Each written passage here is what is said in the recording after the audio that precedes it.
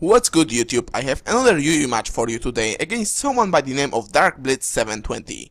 I'm using the same team that you have seen on a previous battle, with two last minute changes, one of which was replacing Zorark with Frostlass, because I felt that I could use a supporter more than offensive force, and I have to say, so far this Frostlass did a very good job at that. On my opponent's side, regular UU stuff. Shaman is a nice side though, because I feel like it doesn't get enough attention and is overall surpassed by Rose Raid, which is a shame because it's such a cool poke. It is worth pointing out that due to the connection drop on the first battle, we know each other's movesets by now and that makes quite an impact on this one. I will explain that during the battle. Let's get going.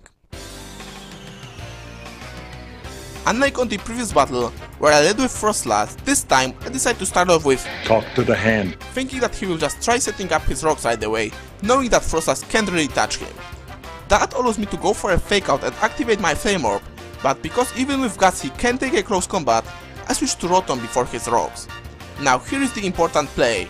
On the previous battle we had the exact same situation, and I went for a Thunderbolt predicting his Chandelure, but he stayed in and went for a Toxic.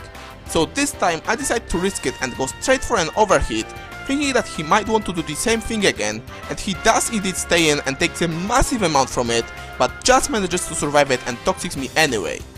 I finish him off with a Thunderbolt, and now I use experience gained on the previous battle again as he brings his Mienshao and switch to Cobalion, knowing that he won't go for a high jump kick right away, afraid of my Frostlass, which pretty much screwed him over last time.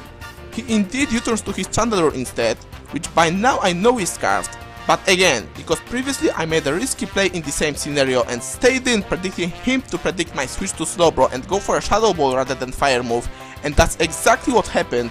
I'm pretty sure that this time he won't risk it again, so this time I do switch to Slowbro as he does indeed go for a Flamethrower.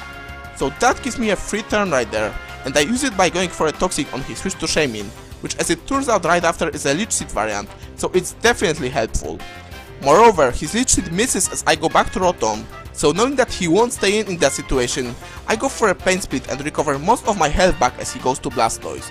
Now I'm thinking maybe from this range Thunderbolt will take him out, but he manages to survive it with a smidgen of smidgens, or smidgen junior should I say, and takes me out with a crit Scald, which definitely mattered, but oh well, I don't think that after that Scald and a Toxic damage I could leave another Stealth Rock switch in, so basically all it changes is that WoJtOn can't serve as a death fodder. On the other hand, that allows me to show off my Cobalion, which is one exception of my rather common movesets, because it is in fact a choice spec special attacker. I came up with it not so long ago, and it catches everyone off guard, so I really like it. Anyway, I finish off his Blastoise with a Volt Switch, the main advantage over a standard physical attacker set, and I go to Frostlass, just to bait him to bring his Chandelure. Then I go back to Cobalion, thinking that at this point he will just lock himself on a Shadow Ball because of its best overall coverage against my team. I'm right on the money, but he gets a special defense drop, and because nothing on my team won't be able to take two of these, I'm forced to stay in as a death fodder.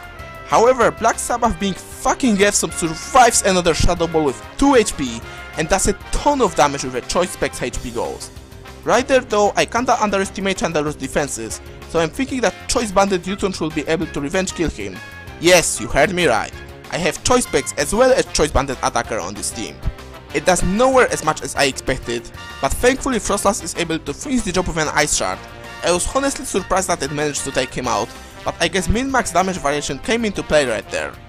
Anyway, he brings his Crocodile now, and because I need Frostlass for his Mienshao, I decide to switch to Hariyama to take a crunch. So he decides to death fodder his Shaman, gets completely wrecked by a close combat, and then brings his Mienshao, so I switch to Slowbro to take any hit from him. Then I go for a Scald predicting him to U-turn back to his Crocodile, and that's exactly what he ends up doing, so I bring him to easily revengeable range. He takes me out with a crunch, but then I just go back to Frostlass, finish him off with an Ice Shard, and then go for a Destiny Bond on the turn his Mienshao takes me out with a Stone Edge, so Frostlass gets a third kill this match. I say not bad for a supporter, and that is the game. Good game DarkBlitz. Battling for the second time after we learned about each other's team definitely affected a lot of our plays, but it still turned out to be an interesting game. If you guys enjoyed, don't forget to leave a like or comment, and I see you all next time.